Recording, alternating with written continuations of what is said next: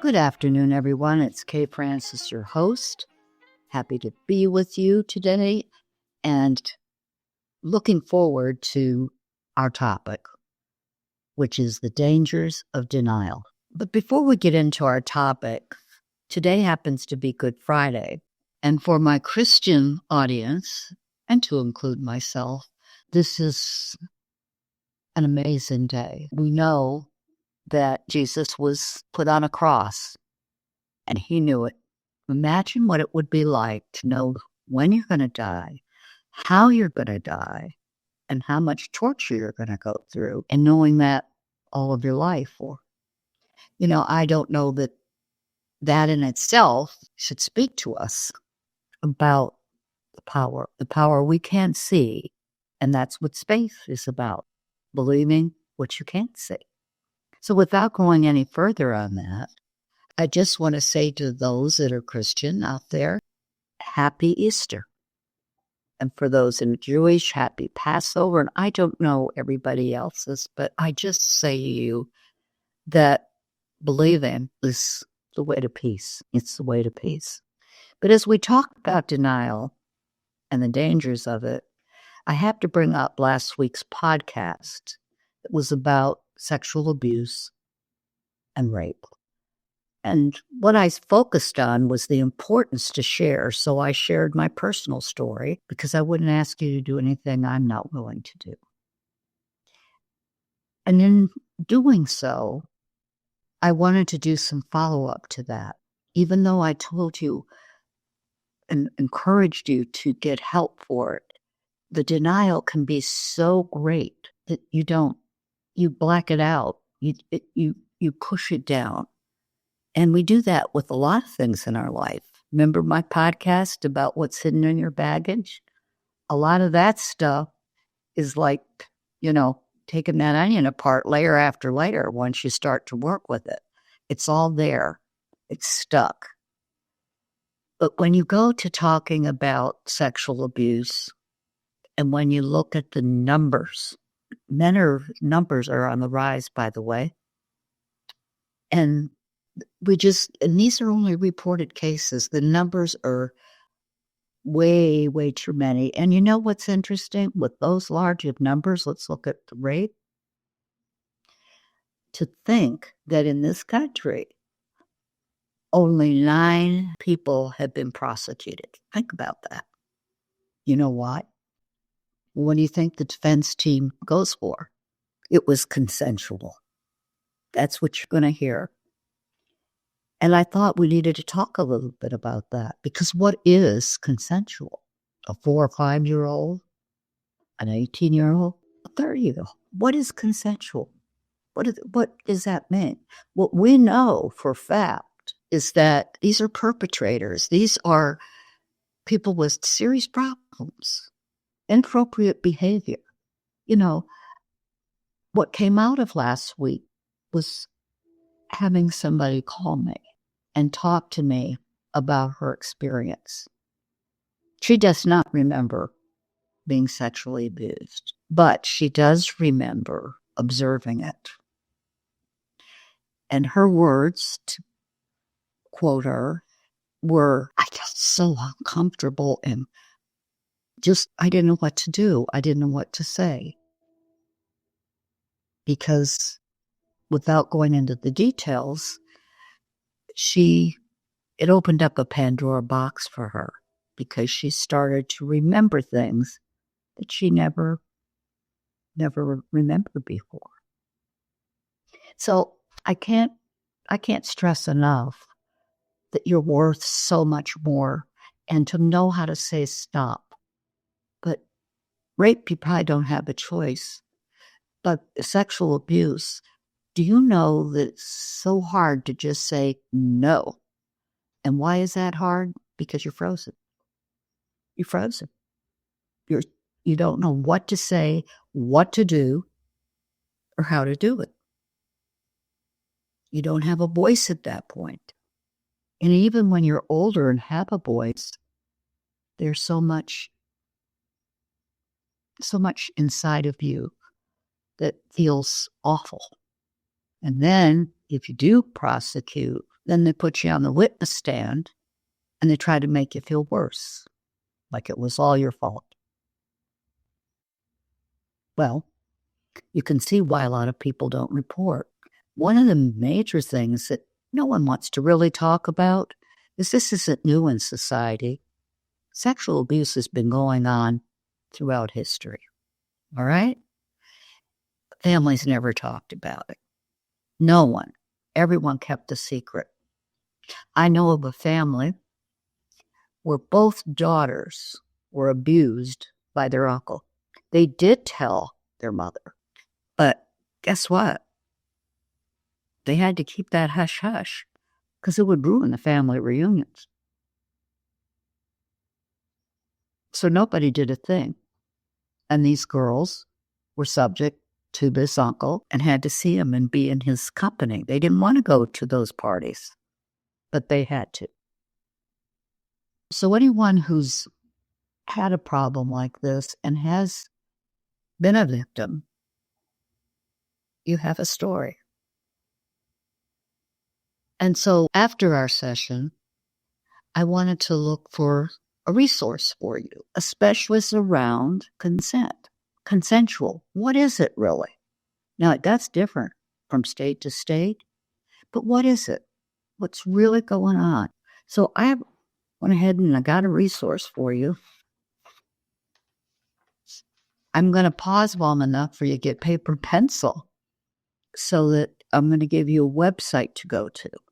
It has wonderful information about consensual. If you're uncomfortable, it's not consensual. If you're frightened, it's not consensual.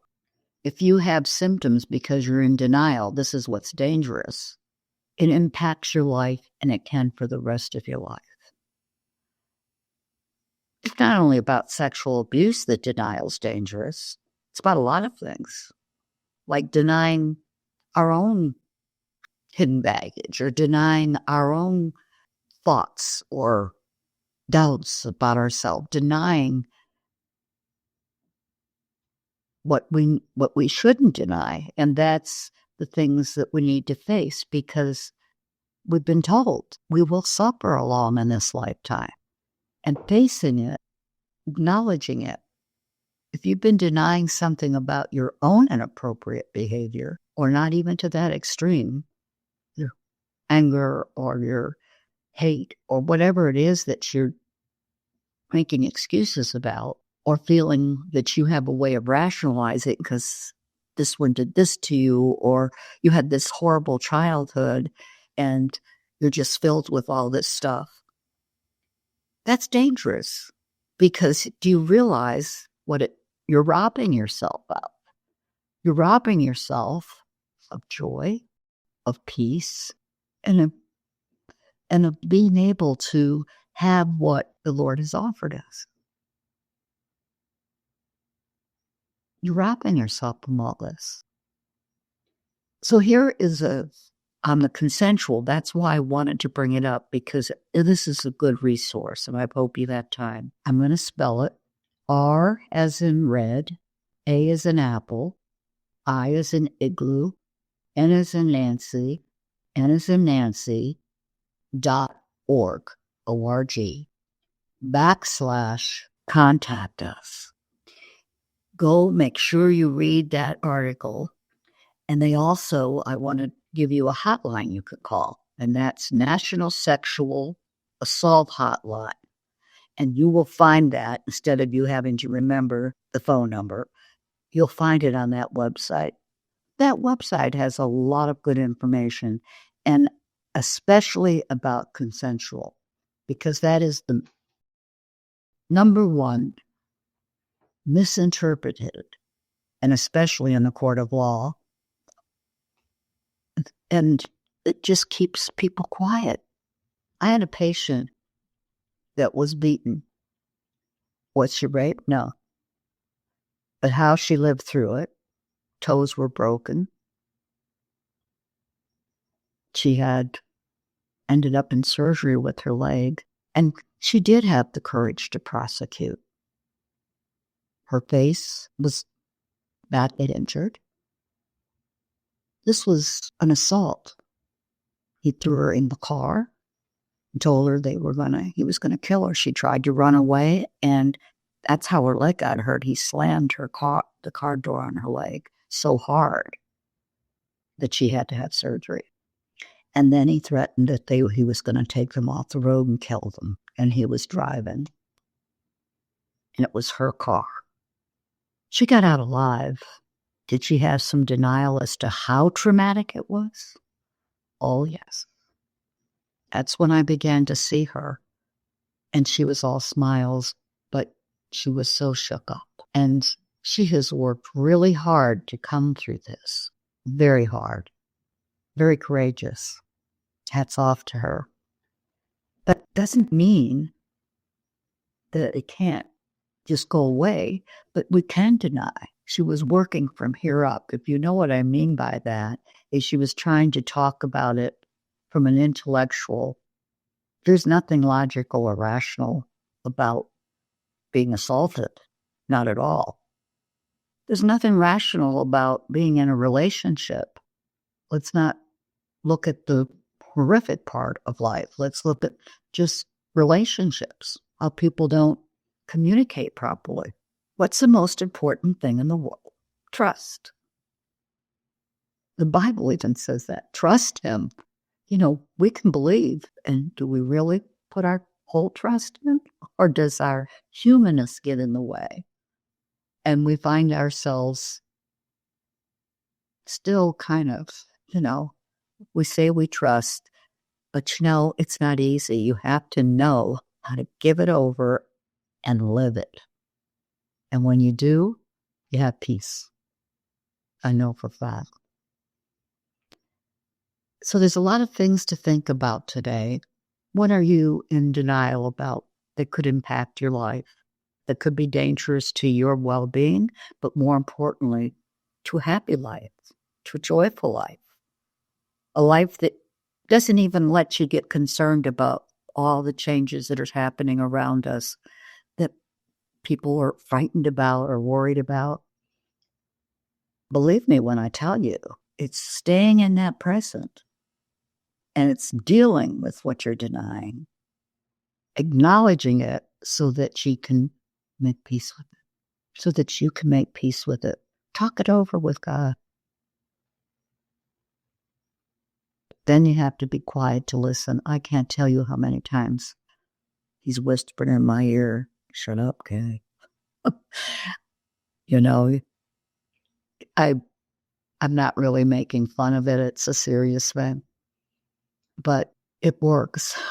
Just not putting it in layman terms. It just simply works. Faith is amazing.